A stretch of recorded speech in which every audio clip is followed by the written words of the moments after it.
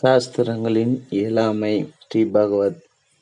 மலேசியாவில் உரை நிகழ்த்துவதற்காக காரில் பயணித்துக் கொண்டிருந்தோம். பல்கலைக்கழக பேராசிரியர் ஒருவர் காரை ஓட்டி கொண்டிருந்தார். அந்த பேராசிரியர் சைவ சித்தாந்தத்தின் உயர்வு பற்றி பேசிக் கொண்டிருந்தார். அப்போது அவருடன் உரையாடல் நேர்ந்தது. சைவ சித்தாந்தத்தில் பசுபதி பாசம் என்னும் முப்பெரும் உண்மைகள் கூறப்பட்டுள்ளன. பசு என்பது ஆன்மாக்களாகிய நாம், பதி என்பது இறைவன், பாசம் என்பது நம்முடைய மலங்கள். ஆன்மா ஆகிய நாம் பாசத்தை சார்ந்திருப்பதால் நம்முடைய ஆன்மா பாசத்தின் இயல்பை அடைந்து விடுகிறது. பாசத்திலிருந்து விடுபட வேண்டுவதுதான் நாம் செய்ய வேண்டுவது. பாசத்திலிருந்து விடுபட நாம் என்ன செய்ய வேண்டும்? நாம் பதிவை சார்ந்திட வேண்டும், இறைவனை சார்ந்திட வேண்டும். ஆன்மா இறைவனை சார்ந்திடுவதன் மூலம் நற்கதியை அடைகிறது. இதுவே சைவ சித்தாந்தம் கூறும் உண்மை. இதில் குற்றம் ஏதாவது கண்டுபிடிக்க முடியுமா? எந்த குற்றத்தையும் கண்டுபிடிக்க முடியாது. அறிவுபூர்வமானதாகவும் நியாயமானதாகவும் உள்ளது. இறைவனை அடைந்தால் நற்கதி பெறலாம் என்ற கூற்றில் என்ன தவறு இருக்க முடியும்? ஆனால் இதனை எப்படி செயல்படுத்துவது? ஆலயம் சென்று இறைவனை தொழுதல்தான் இறைவனை சார்ந்திருத்தலா? அடியோர்களெல்லாம் அவன் என போற்றுவதுதான் இறைவனை சார்ந்திருத்தலா? சந்திர மண்டலத்துக்கு கூட நாம் போகலாம். ஆனால் இறைவனிடம் சென்று இறைவனை சார்ந்திருப்பது சாத்தியமா? இறைவன் என்பவர் அடையப்படும் பொருளா? இறைவன் காணப்படும் பொருளா? இறைவனை அடைபவன், இறைவனை காண்பவன் என்பவர் இறைவனை விட பெரியவனாக தான் இருக்க வேண்டும். ஆனால் இறைவன் ஒரு பொருள் அல்ல, இறைவன் ஒரு ஆப்ஜெக்ட் அல்ல. அப்படியானால் இறைவனை சார்ந்திருக்க வேண்டும் என்று சாஸ்திரங்கள் கூறுவது தவறா? இறைவனை சார்ந்திருக்க வேண்டாமா? பாசித்து தான் சார்ந்திருக்க வேண்டுமா? இப்படிதான் ரமண மகரிஷியிடம் நண்பர்கள் தங்களது கஷ்டங்களையும் கவலைகளையும் சொல்லி தீர்வு கேட்கிறார்கள். ரமணன் ஓரிரு பொருளை திரும்ப திரும்ப கூறுகிறார். நீ உன்னை உடல் என்று நினைத்து கொண்டிருக்கிறாய். உடலோடு சம்பந்தப்பட்ட ஒரு நபர் என எண்ணிக்கொண்டிருக்கிறாய்.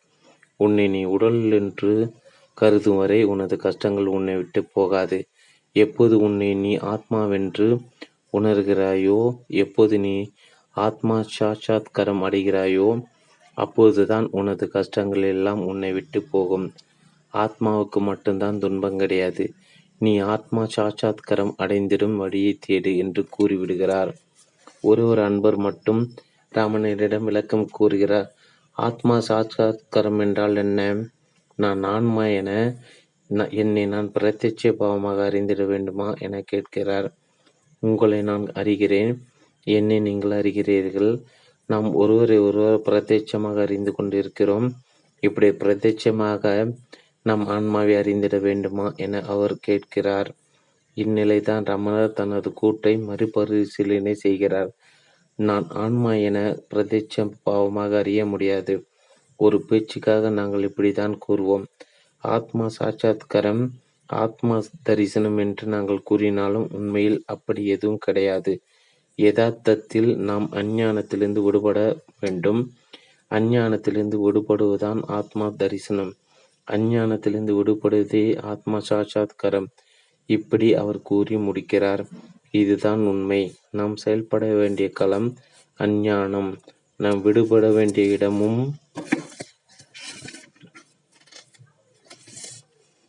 அஞ்ஞானம்தான். இறைவனை நாம் அடைய வேண்டுவதே இல்லை. பதியை நாம் சார்ந்திட வேண்டுவதே இல்லை. பாசத்தை புரிந்து கொண்டு பாசத்திலிருந்து விடுபடுவது மட்டுமே நமது வேலை. அஞ்ஞானத்தை புரிந்து கொண்டு அஞ்ஞானத்திலிருந்து விடுபடுவது மட்டுமே நமது வேலை. பாசத்திலிருந்து விடுபட்ட நிலையில் நாம் இருக்கும் இடமே இறைநிலைதான். இறைவன் நமக்கு அந்நியமானவன் அல்ல. இறைவன் உயிருக்கு உயிரானவன் என்று கூறப்படுகிறது. நாம் பாசத்துடன் சேர்ந்திருப்பதால் இறைவன் அந்நியனாக தோன்றுகிறான். ஆனால் இறைவன் எப்போது நம்முடைய இருக்கிறான். அந்நியமாக இருக்கிறான். பதியை சேர வேண்டிய அவசியம் கிடையாது. சேர நினைப்பது தான் இறைவனை அந்நியப்படுத்துவதாகும். அந்நியமான ஒன்றை தான் அடைய முடியும். ஏற்கனவே நம்மோடு இருப்பதை சென்றடைய முடியாது. சாஸ்திரங்கள் இப்படி ஆன்மாவை பற்றியும் இறைவனை பற்றியும் கூறுகிறது. ஆன்மாவும் இறைவனும் அறியப்படும் பொருள் கிடையாது. சாஸ்திரங்கள் கூறுவதை பின்பற்றி நாமும் ஆன்மா என்று கூறுகிறோம். இறைவன் என்று கூறுகிறோம். அப்படி கூறுவது யார்? ஆன்மா தன்னை பற்றி கூறுகிறதா? இறைவன் தன்னை பற்றி கூறுகிறாரா? நாம் நம் மனதால் அறிவால் தான் ஆன்மா என்று கூறுகிறோம், இறைவன் என்று கூறுகிறோம். சாஸ்திரங்கள் கூறியதை நமது கருத்தாக ஏற்றுக்கொண்டு ஒரு அனுமானமாக இவ்வாறு கூறுகிறோம். உண்மையில் ஆன்மாவை பற்றி கூறும் அறிவுக்கு மனதுக்கும் ஆன்மாவை பற்றி எதுவும் தெரியாது. இறைவனை பற்றி கூற நம் மனதுக்கு இறைவனை பற்றி எதுவும் தெரியாது. ஆனாலும் அது தான் தெரிந்து கொண்டது போல் பேசுகிறது. உண்மையில் மனதை எதை கூறினாலும் அது கற்பிதமே. அறிவு எதை கூறினாலும் அது ஒரு கற்பிதமே. நாம் அனுபவித்து அறிந்த ஒன்றை நமது மனது கூறினால் கூட அதுவும் கற்பிதமே. உணர்ந்து கொண்டிருப்பது மட்டுமே நிஜை. நடந்து முடிந்த சம்பவம் அல்லது உணர்ந்து முடிந்த அனுபவம் பற்றி மனது கூறினாலும் அது கற்பிதமே. இங்கு நாம் கூறும் இறைவனையோ ஆன்மாவையோ அனுபவம் செய்வது கூட சாத்தியம் கிடையாது. ஆனால் தெரிந்தது போல் பேசுகிறோம், தெரிந்து கொண்டது போல் சிந்திக்கிறோம். இது அப்பட்டமான பொய், மனோகற்பிதம். ராமகிருஷ்ண பரமஹன்சர் கூறிய உதாரண கதை இது. கண் பார்வையற்ற ஒருவருடைய பக்கத்து வீட்டில் கை குழந்தை ஒன்று இறந்துவிட்டது. எப்படி இருந்தது என்று கேட்டான். பால் குடிக்கும்போது புறையேறி குழந்தை இறந்துவிட்டது என அவருடைய நண்பர் கூறினார். பார்வையற்றவருக்கு பால் என்றால் எப்படி இருக்கும் என்பது தெரியாது. பால் என்றால் என்ன, அது எப்படி இருக்கும் என்று கேட்டார். பால் வெண்மையாக இருக்கும் என நண்பர் பதில் கூறினார். பார்வையற்றவருக்கு நிறங்களை பற்றி எதுவும் தெரியாது. ஆகவே வெண்மை என்றால் என்ன என்று கேட்டார். வெண்மை அந்த பார்வையற்றவருக்கு எப்படி விளக்குவது? வெண்மை என்பது கொக்கை போல் இருக்கும் என வெண்மைக்கு ஒரு விளக்கம் கொடுத்தார். பார்வையற்ற கொக்கை எப்படி பார்த்திருக்க முடியும்? ஆகவே அவர் கொக்கு என்றால் என்ன, அது எப்படி இருக்கும் என்று கேட்டார். கொக்கை பற்றி எப்படி கூறி அவர் விளங்க வைப்பது? நண்பர் அந்த பார்வையற்றவரின் கையை பிடித்து அவரது கையை கொக்கை போல் வளைவாக்கினார். பிறகு கொக்கு இப்படித்தான் நீண்டு வளைந்திருக்கும் என்று கூறினார். பார்வையற்றவர் தனக்கு கிடைத்த செய்திகள் எல்லாம் ஒருங்கிணைத்து கொண்டு கூறினார். இப்படி நின்று வளைந்த ஒரு பொருளை அந்த சின்ன சிறு குழந்தைக்கு ஊற்றினால் அது தொண்டையில் விக்கி அந்த குழந்தையை சாகாமல் என்ன செய்யும்? இப்படி நம் மனதானது உண்மை எப்படியெல்லாம் திரித்து விடுகிறது. பிறகு ஆன்மாவை அடைய வேண்டும், இறைவனை அடைய வேண்டும் என பேசிவிடுகிறது. அடைய முடியாததை அடையக்கூடியதாகவும் அடைவடை ஒன்றாகவும் ஆக்கி பிறகு அதனை அடைய முயற்சி செய்யும்படி நம் மனதை முயற்சியை தூண்டிவிடுகிறது. வேதாந்தத்தை எடுத்துக்கொண்டால் சர்வ பிரம்மமயம், பிரம்மம் ஒன்று மட்டுமே உண்மை. உலகம் என்பது மாயை, அது ஒரு தோற்றமே.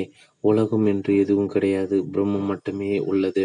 உலகமாக பார்க்க கூடாது, பிரம்மமாக தான் பார்க்க வேண்டும். இப்படி கூறுகிறது வேதாந்தம். நமக்கு கூறுவதென்ன?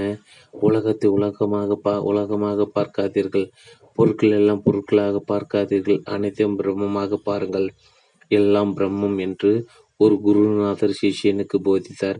எல்லாமே பிரம்மம் என்று சிஷியனும் கூறி வந்தான். சிஷியன் தெருவில் நடந்து போகும்போது எதிர் ஒரு யானை ஒன்று வந்தது. சிஷியன் அந்த யானை பார்த்து பிரம்மம் வருகிறது என்று கூறினான். யானை மிருந்த பாகனை எச்சரிக்கை செய்தான். யானைக்கு சற்று மதம் இடித்தது போல் இருக்கிறது, ஒதுங்கி போங்கள். சிஷியன் அதை கண்டுகொள்ளவில்லை. யானையும் பிரம்மமே என கூறிவிட்டு அவன் போக்கில் போனான். யானை அந்த சிஷியனை தூக்கி எறிந்து விட்டது. காயம்பட்ட சிஷியன் குருவிடம் முறையிட்டான். எல்லாம் பிரம்மம் என்றதால் காயம் ஏற்பட்டு விட்டதே, யானை பிரம்மம் இல்லையா? குரு சொன்னார், யானை மட்டும் பிரம்மம் அல்ல, யானின் மீது இருந்த பாகனும் பிரம்மந்தான். பாகனாகிய பிரம்மம் சொன்ன எச்சரிக்கையும் நீ கேட்க வேண்டாமா?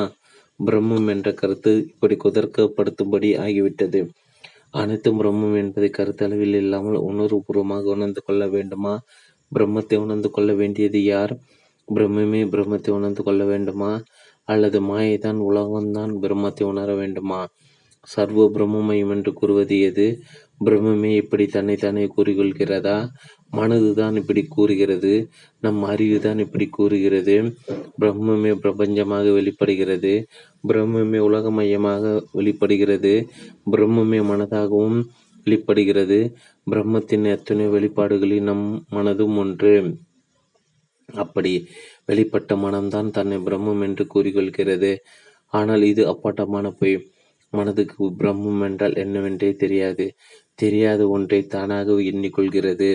நம் மனதுக்கு ஒரு பிரம்மம் என்பது மனோமயமானது, மனதின் எல்லைக்கு உட்பட்டது, மனதால் கற்பிக்கப்பட்டது. அது பிரம்மமே அல்ல. உண்மையில் மனது மட்டுமே உண்மையானது. அதுதான் யதார்த்தமானது. மனதின் கற்பனையாகத்தான் ஆன்மாவும் பிரம்மமும் இடம்பெறுகின்றன.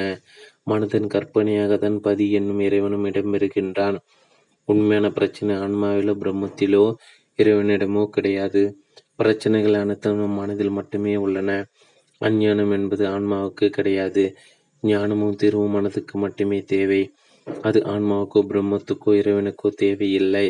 வேதாந்தங்களும் சித்தாந்தங்களும் மனதில் தீர்வை ஏற்படுத்தவே அமைந்துள்ளன. மனோ ரீதியாக வேதாந்தங்களும் சித்தாந்தங்கள் பேசுவதாக இருந்தால் அவை எப்படி பேசியிருக்க வேண்டும்? எனக்கு தெரிந்த வரையில் எனக்கு அப்பாற்பட்ட எவையும் எனக்கு தெரியாது. எனக்கு தெரிந்த வரையில் எனது எல்லைக்குட்பட்ட வரையில் ஆன்மா என்றோ இறைவன் என்றோ பிரம்மம் என்றோ எதுவும் கிடையாது. அப்படி ஒன்று இருக்கவும் செய்யலாம், இல்லாமலும் இருக்கலாம். இப்படித்தான் ஆன்மா பிரம்மம் இறைவன் பற்றிய கருத்தை கூறியிருக்க முடியும். மனதை பின்பற்றி சாஸ்திரங்களும் பேசினால் என்ன ஆகும்? சாஸ்திரங்களும் இதே போன்றே கூறுவதனால் அவை சாஸ்திரங்களே அல்ல. சாஸ்திரங்கள் எப்படி கூற வேண்டுமோ அப்படித்தான் கூற வேண்டும். சாஸ்திரங்கள் நேர்முகமான பாசிட்டிவான கருத்துக்களை மட்டுமே தான் கூற வேண்டும். ஆன்மா உள்ளது, பதி உள்ளது, இறைவன் இருக்கிறான், பிரம்மம் உள்ளது, இப்படித்தான் சாஸ்திரங்கள் கூற வேண்டும். அவை அவற்றை அனைத்தரமாகவும் பிராமணமாகவும் கூற வேண்டும். அவை அப்படித்தான் அமைய வேண்டும். அவற்றை பிராமணமாக கொண்டு தான் நமது பெரிய செயல்பாடுகளையும் செய்ய வேண்டியவர்களும் சரிபார்த்து கொள்ள முடியும். சாஸ்திர உண்மைகள் என்பவை ஒரு வீட்டின் சுவர்களை போன்றவை. சுவர்கள் இல்லாவிட்டால் கூட அங்கு வீடு என்பதே கிடையாது. ஆனால் யதார்த்தம் என்பது சுவர்கள் அல்ல. அவர்கள் சுவர்களுக்கிடையே உள்ள வெட்ட வழிதான் யதார்த்த உலகம், யதார்த்த வாழ்க்கை. நாம் எவ்வளவு நேர்த்தியாக சுவர்களை அமைத்தாலும் நாம் பயன்படுத்தும் போது சுவர்கள் அல்ல, சுவர்களுக்கிடையே உள்ள இடைவெளியே தான். ஆத்மா சாட்சாத்காரத்தை அடைவது, பதி அடைவது என்பது சாத்தியமற்ற ஒன்று. ஆனால் அப்படி அடைய நாம் முயற்சிக்கிறோம். இதனால் நம் மனது தனக்கென்று ஒரு எதிர்காலத்தை கற்பனை செய்து கொண்டு அதனை அடையவே வாழ்நாள் எல்லாம் போராடி கொண்டிருக்கிறது. அந்த போராட்டம் எத்தனை ஜென்மம் அப்படி ஒன்று இருந்தால் எடுத்து முயற்சி செய்தால் முடிவுக்கு வராது. நமது மனது என்பது கனதோறும் மாறிக்கொண்டிருப்பது. அங்கு நிரந்தரமான நிலை உருவாக்குவது என்பது சாத்தியமற்றது. ஆத்மா சாட்சாத்காரம், பதி அடைதல், பிரம்மத்தை அறிதல், பிரம்மமாக இருத்தல் அனைத்தும் நம்முடைய மனதில் மாற்றமில்லாத ஒரு நிலையை ஏற்படுத்தும் ஒரு முயற்சியே, நிலையான ஒரு அனுபவத்தை ஏற்படுத்தும் முயற்சியே.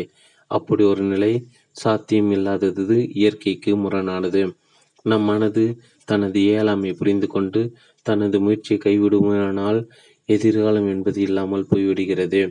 தேடுதல் இருக்கும் வரை அடைய வேண்டிய இடம் இருக்கும் வரை தேடுதலும் இருந்து கொண்டே இருக்கும், எதிர்காலமும் இருந்து கொண்டிருக்கும். அடைவதற்கான நிரந்தரமான நிலை எதுவுமே இல்லை என்ற புரிதல் தான் ஞானம் என்னும் உண்மையான புரிதல். அந்த நிலைதான் நம் மன இயக்கம் ஒரு பிரவாகமாக மாறிவிடுகிறது. இதுதான் மனம் அடைய வேண்டிய முக்தி நிலை. நம் மனமானது சாஸ்திரங்களை சுட்டிக்காட்டும் ஆத்மா சாட்சாத்காரம், பிரம்மம், இறைநிலை, பதி ஆகியவற்றை மொத்தமாக புறக்கணிப்பதன் மூலமே எதிர்காலத்தையும் புறக்கணிக்கிறது. அந்நிலையிலே சாஸ்திரங்கூடும் முக்தி நிலையும் சாத்தியமாகிறது.